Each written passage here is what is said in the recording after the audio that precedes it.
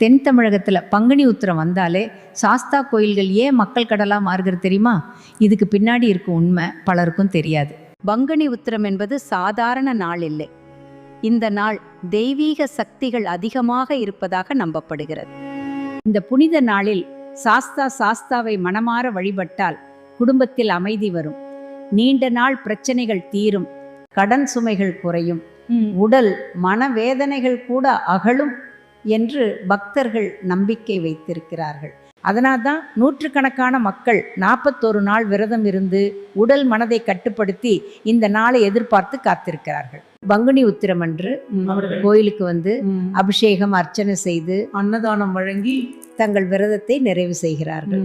மேலும் திருநெல்வேலி, தூத்துக்குடி, மதுரை போன்ற தென் மாவட்டங்களில் சாஸ்தா ஒரு சாதாரண தெய்வம் இல்லை, அவர் கிராமத்தை காக்கும் காவல் தெய்வம். அதனால்தான் இந்த நாள் ஒரு சாதாரண வழிபாடு இல்லை, ஒரு பெரிய திருவிழா, ஒரு ஆன்மீக அனுபவம், ஒரு மக்கள் திரளின் பக்தி வெள்ளம். ஒவ்வொரு வருடமும் பங்குனி உத்திரம் அன்று சாஸ்தா கோயில்களில் மக்கள் கடல் பெருக்கெடுக்கும்.